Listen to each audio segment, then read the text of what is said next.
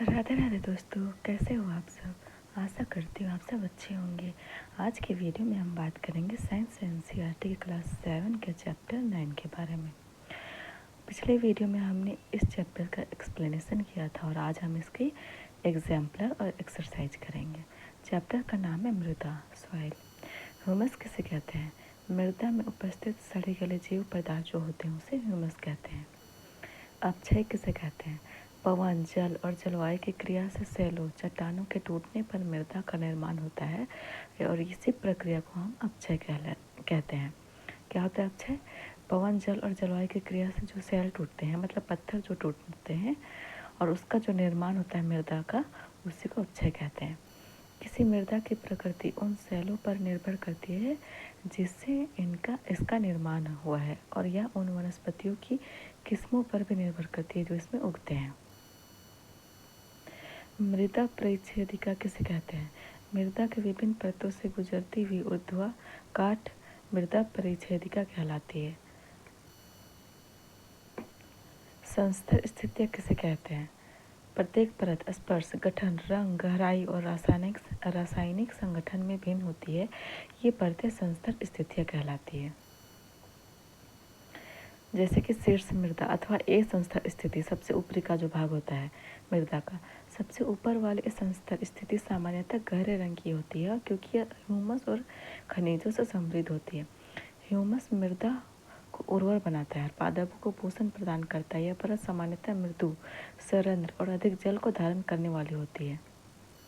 जो पौधा होता है उसमें जब जो शीर्ष होता है, ऊपर की जो स्थिति होती है वो शीर्ष मृदा कहलाती है। ए संस्तर स्थिति कहते हैं उसे। इसे शीर्ष मृदा अथवा ए संस्तर स्थिति कहते हैं।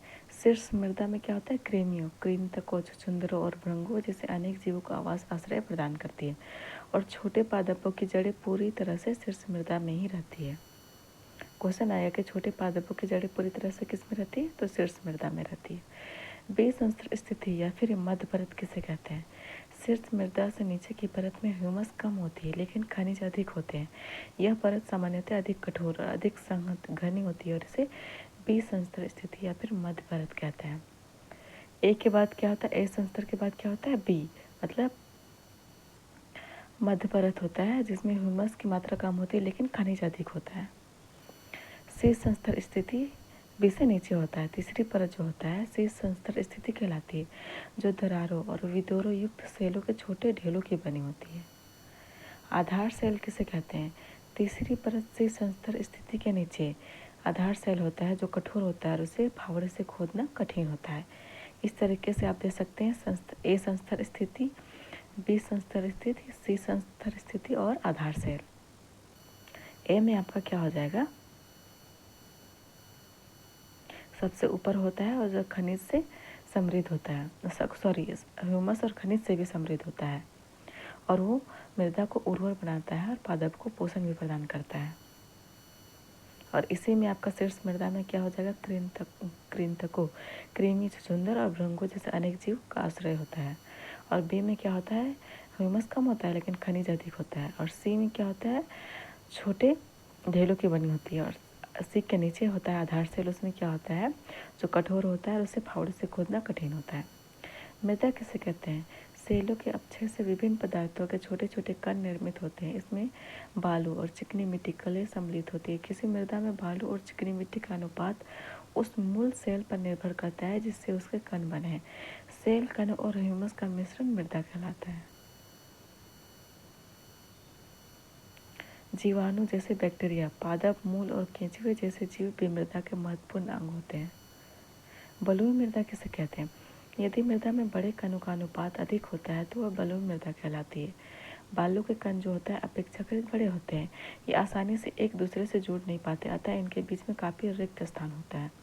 ये स्थान वायु से भरे होते हैं और अतः हम कह सकते हैं कि बालू सुवातित होती है। बालू के कणों के बीच स्थानों में से जल की निकासी तेजी से हो जाती है।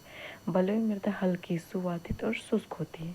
अक्सर आपने देखा होगा कि बालू रहता है, उसमें पानी अगर हम डालते हैं तो वो सोख लेता है तुरंत, क्योंकि उसमें काफ़ी रिक्त स्थान होता है और वायु से भरा होता है इसीलिए, और तेज़ी से वो उसमें पानी डालने पर वो निकल जाता है। मृण्मयी मृदा किसे कहते हैं? यदि मृदा में बारीक सूक्ष्म कणों का अनुपात अपेक्षाकृत अधिक होता है तो यह मृण्मयी मृदा कहलाती है। मृत्तिका चिकनी मिट्टी के कण सूक्ष्म बहुत छोटे होने के कारण परस्पर जुड़े रहते हैं, और अगर परस्पर जुड़े हुए रहेंगे तो उसमें रिक्त स्थान कम होता है, और उसमें हम पानी अगर डालेंगे तो वो पानी बाहर जल्दी नहीं निकलेगा। बलुई मृदा के विपरीत इनके कणों के बीच के सूक्ष्म स्थानों में जल रुक जाता है, क्योंकि उसके कण छोटे होते हैं और वो उसमें रिक्त स्थान भी कम होता है, इसलिए पानी डालने पर वो रुक जाता है। अतः चिकनी मिट्टी में वायु भी कम होती है, लेकिन यह भारी होती है, क्योंकि इनमें बलुई मृदा की अपेक्षा जल अधिक रहता है इसलिए इसमें ये भारी होता है। दोमटी मृदा किसे कहते हैं? यदि मृदा में बड़े और छोटे कणों की मात्रा लगभग समान होती है तो यह दोमटी मृदा कहलाती है। यदि मृदा में बलुई और मृत्तिका जो मिट्टी होती है उसकी मात्रा समान होती है, क्या हो जाएगी? दोमटी मिट्टी कहलाती है। पादपों को उगाने के लिए सबसे अच्छी शीर्ष मृदा दोमट है। दोमट मृदा बालू, चिकनी मिट्टी और गाद नामक अन्य प्रकार के मृदा कणों का मिश्रण होती है। गाद नली तलों आधारों में निक्षेप के रूप में पाई जाती है। गाद कणों का अमाप साइज बालू और चिकनी मिट्टी के अमापों के बीच का होता है। इस प्रकार की मृदा में पादपों की वृद्धि के लिए उचित मात्रा में जल धारण क्षमता होती है। पादपों की वृद्धि के लिए कौन सा मिट्टी सबसे ज़्यादा अच्छा होता है? दोमट मृदा। मटका और सुराही बर्तन खिलौने बनाने के लिए किस प्रकार की मृदा का उपयोग किया जाता है? मृत्तिका चिकनी मिट्टी के उपयोग मटका सुराही बर्तन खिलौने बनाने के लिए किया जाता है। गर्मी में मृदा के ऊपर की वायु हमें कंपित क्यों प्रतीत होती है? अक्सर आपने देखा होगा कि आप रोड में भी चल रहे हैं तो आपको ऐसा लगेगा कि वो कंपित हो रहा है, मतलब उसमें से भाप निकल रहा है। जितना आप आगे चल जाएंगे वैसे ही लगता है। तो गर्म दिनों में क्या होता है? मृदा से जल के वाष्पन के कारण ऊपर उठती जलवाष्प वायु को अपेक्षाकृत सघन बना देती है। इसे सूर्य के प्रकाश के परावर्तन के कारण मृदा के ऊपर की वायु हमें कंपदीप्त प्रतीत होती है। कैसे, किस लिए होती है? सूर्य के प्रकाश के परावर्तन के कारण। मृदा परिच्छेदिका को प्रभावित करने वाले प्रमुख कारक कौन कौन से हैं? पवन, वर्षा, ताप, प्रकाश और आर्द्रता द्वारा मृदा प्रभावित होती है। ये कुछ प्रमुख जलवायु संबंधी कारक है जो मृदा परिच्छेदिका को प्रभावित करते हैं और मृदा संरचना में परिवर्तन लाते हैं। जलवायु कारक तथा मृदा के घटक सम्मिलित रूप से क्षेत्र विशेष में उगने वाली वनस्पति तथा फसलों की किस्म का निर्धारण करते हैं। मृदा संरक्षण उपायों का मुख्य उद्देश्य किसकी रक्षा करना है? जल, वायु या बर्फ द्वारा भूमि की सतह को हटाना अपरदन कहलाता है। अपरदन किसे कहते हैं? जल, वायु या फिर बर्फ द्वारा भूमि की सतह को जो हटना होता है वो अपरदन कहलाता है। ऊपरी मिट्टी बहुत उपजाऊ होती है, इसके अभाव में पौधे विकसित नहीं हो पाते हैं।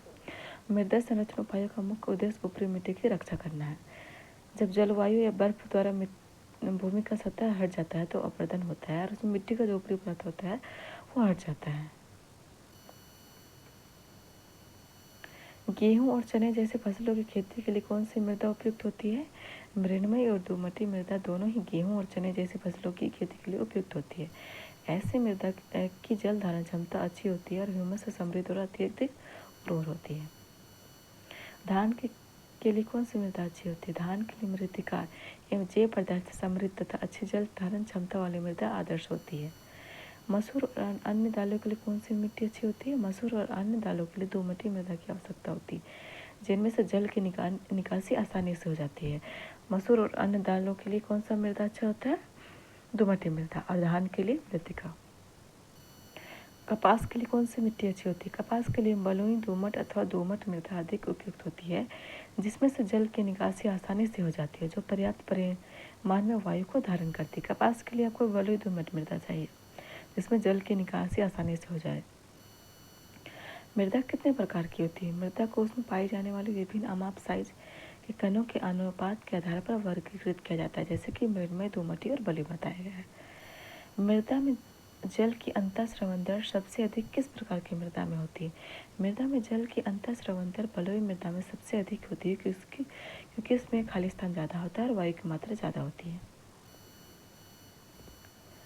मृदा में जल की अंतःस्रवण दर सबसे कम किस प्रकार की मृदा में होती है? मृदा में जल की अंतःस्रवण दर सबसे कम मृण्मयी मृदा में होती है, क्योंकि उसमें वायु कम होती है और स्थान भी कम होता है, जिससे अगर हम जल डालते हैं तो वो उससे निकल नहीं पाता है। मृदा आर्द्रता या मृदा नमी किसे कहते हैं? मृदा अपने में जल को रोके रखती है, जिसे मृदा आर्द्रता या मृदा नमी कहते हैं। मृदा की जल को रोके रखने की क्षमता या जल धारण क्षमता विभिन्न फसलों के लिए महत्वपूर्ण होती है। जैसे कि मृदा में मृणमय मिट्टी में जल धारण को रोके रखने की क्षमता ज़्यादा होती है और बलुई मिट्टी में कम होती है। अभ्यास। सेल कणों के अतिरिक्त मृदा में क्या क्या होता है? खनिज, जैव पदार्थ और वायु और जल भी होता है। जल धारण क्षमता सबसे अधिक होती है मृणमय मृदा में। कॉलम ए में दी गई वस्तुओं को कॉलम बी में दिए गुणों से मिलान कीजिए। Column A, column B. जीवों को आवास देने वाली होती है सभी प्रकार की मृदा। मृदा की ऊपरी परत होती है गहरे रंग की और ह्यूमस से समृद्ध होती है। बलुई मृदा के क्या होता है? बड़े कण होता है। मृदा के मध्य परत होती है ह्यूमस की कम मात्रा और खनिज से समृद्ध होती है। मृणमय मृदा क्या होता है? संघनन और छोटे कण होते हैं। समझाइए कि मृदा कैसे बनती है। पवन, जल और जलवायु की क्रिया से चट्टानों के टूटने पर मृदा का निर्माण होता है। इस क्रिया को अपक्षय कहा जाता है। सैलों के अपक्षय से विभिन्न पदार्थों के छोटे छोटे कण निर्मित होते हैं। इनमें बालू और चिकनी मिट्टी क्ले सम्मिलित होती है। किसी मृदा में बालू और चिकनी मिट्टी का अनुपात उस मूल सेल पर भी निर्भर करता है जिससे उसके कण बने होते हैं। सेल, कण और ह्यूमस का मिश्रण मृदा कहलाता है। मृणमय मृदा किस प्रकार फसलों के लिए उपयोगी है? पवन, वर्षा, ताप, प्रकाश, आर्द्रता कुछ जलवायु कारक है जो मृदा को प्रभावित करते हैं। मृणमय मृदा में बारीक कणों का अनुपात अपेक्षाकृत अधिक होता है और इस प्रकार की मृदा जल धारण क्षमता अच्छी होती है। मृदा ह्यूमस से समृद्ध अत्यधिक उर्वर होती है, अतः यह फसलों के लिए उपयोगी है। मृत्तिका। चिकनी मिट्टी का उपयोग बर्तनों, खिलौनों और मूर्तियों को बनाने के लिए किया जाता है। मृणमय मृदा और बलुई मृदा के बीच अंतर बताइए। मृणमय मृदा में बारीक कणों का अनुपात अधिक होता है। बलुई मृदा में क्या होता है? बलुई मृदा में बड़े कणों का अनुपात अधिक होता है। इस मृणमय में क्या होता है? जल की अंतःस्रवण दर सबसे कम होती है और बलुई में क्या होता है? अंतःस्रवण दर सबसे अधिक होती है, मतलब वो जल्दी सूख लेता है। मृणमय मृदा में जल्दी नहीं सूखता है, उसमें रुक जाता है। और मृणमय में क्या होता है? ह्यूमस की मात्रा अधिक होती है, अतः यह अधिक उपजाऊ होता है। इस बलुई में क्या होता है? ह्यूमस की मात्रा कम होती है, अतः अपेक्षाकृत कम उपजाऊ होता है। रजिया ने खेत में अंतःस्रवण दर से संबंधित एक प्रयोग किया। उसने देखा कि उसके द्वारा लिए गए मृदा के नमूने में से 200 ml जल को अंतःस्रवण करने में 40 मिनट लगे। अंतःस्रवण दर परिकलित कीजिए। जल की मात्रा कितना है? 200 ml और समय कितना है? 40 मिनट। अंतःस्रवण दर की क्या होता है? पानी की मात्रा कितना है? 200 ml और उसमें कितना समय लगा है? 40 मिनट। उसी को उससे डिवाइड कर देंगे, पानी की मात्रा डिवाइड बाई टाइम, तो 200 ml डिवाइड 40 मिनट, तो क्या हो जाएगा? 5 ml पर मिनट। इसका फॉर्मूला होता है। समझाइए कि मृदा प्रदूषण और मृदा अपरदन को किस प्रकार रोका जा सकता है। मृदा प्रदूषण को रोका जा सकता है पॉलीथीन की थैलियों और प्लास्टिक की वस्तु के उपयोग पर रोक लगानी चाहिए। विभिन्न उद्योगों या कारखानों से निकलने वाले अपशिष्ट पदार्थों या रसायनों को मृदा में निर्मुक्त करने से पहले उन्हें उपचारित किया जाना चाहिए। पीड़कनाशक का उपयोग कम से कम किया जाना चाहिए। जंगलों की कटाई को रोका जाना चाहिए। खेतों को अधिक जुताई नहीं करनी चाहिए। मृदा अपरदन को रोकना। वनों की कटाई और वनोन्मूलन को रोका जाना चाहिए। हरित क्षेत्रों को बढ़ाने का प्रयास किया जाना चाहिए। इससे मृदा अपरदन रुक जाएगा।